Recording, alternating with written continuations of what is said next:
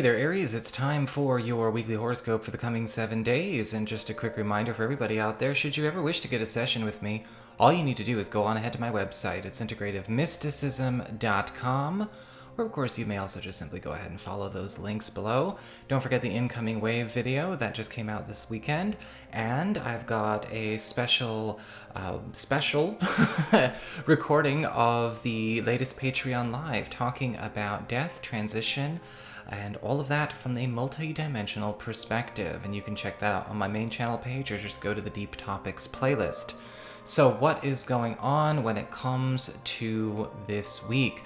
This week is very hopeful, but I think also at the same time very, I don't want to say challenging. Challenging is such a cliche word, but with the death card reversed coupled with all of these positive cards, it does feel like there is a threshold a lot of this population, whoever's watching this video, is going to be facing, where they need to kind of come face to face with a higher future for their present self, while also releasing as well as even withdrawing from attachments to either the past, old ambitions, old aspirations of the lower self.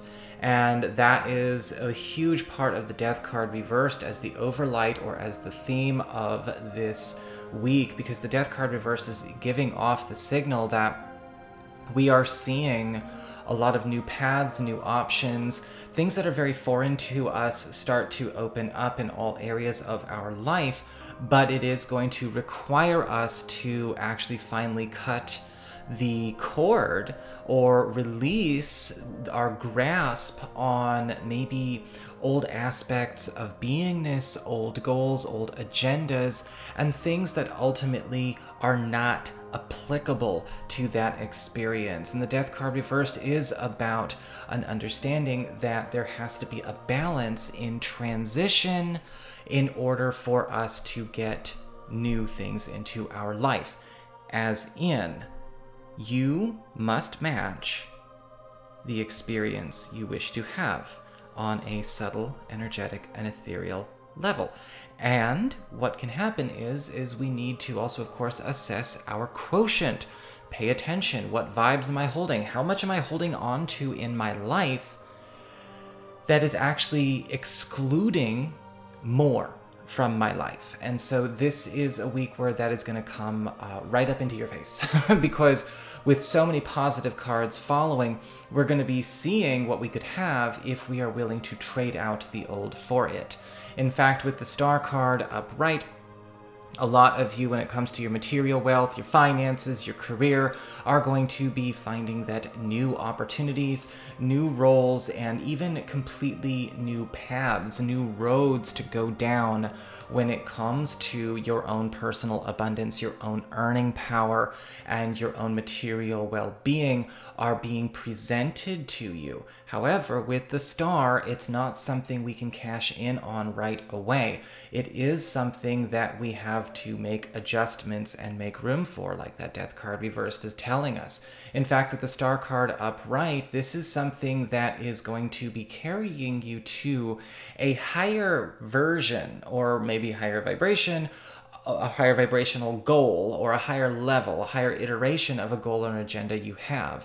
It's one of those situations where spirit can exceed our expectations. We are being presented with something that was better than our lower self could come up with.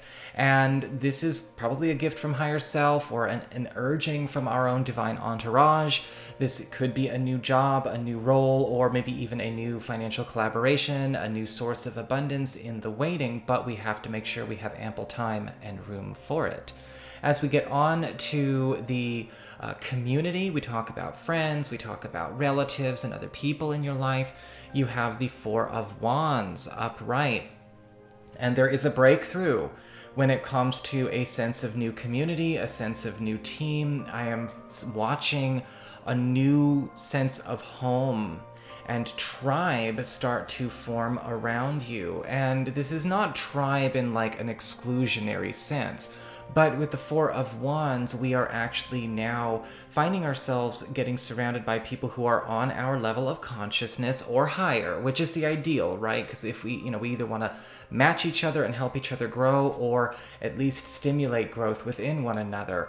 The Four of Wands upright is indicating some kind of breakthrough or achievement in your social life, which is completely changing the social landscape around you. I see this pulling ideal partners, friends, and relatives into your life, known and unknown. But I also see with the Four of Wands some kind of brilliant new idea or maybe brilliant new adventure also being created around this.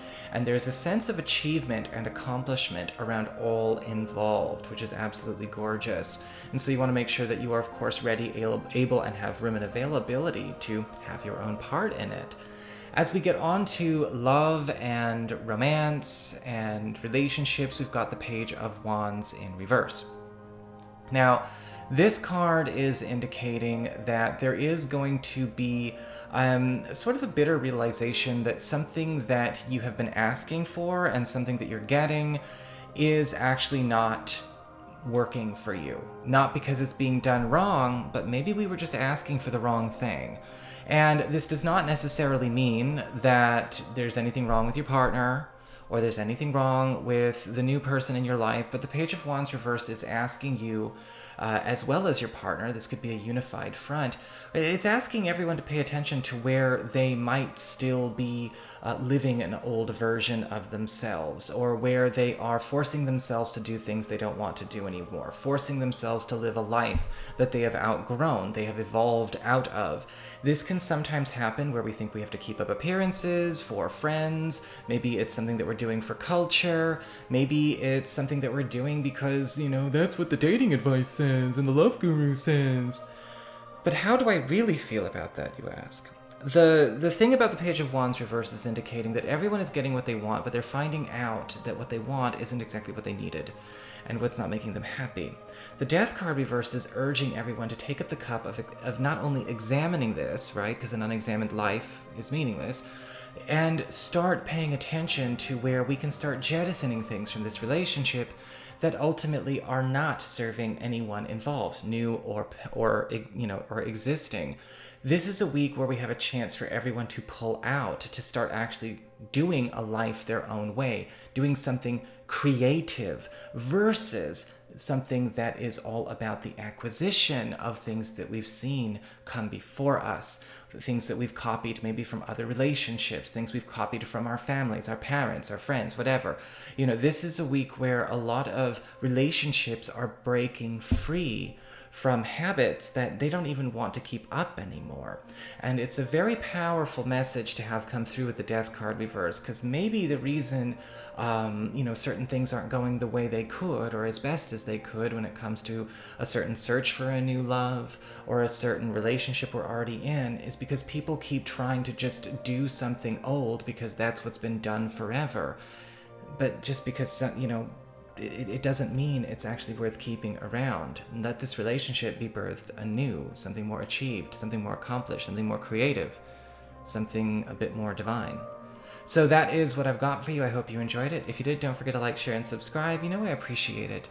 And should you ever want to get a session, go on ahead to my website. It's integrativemysticism.com.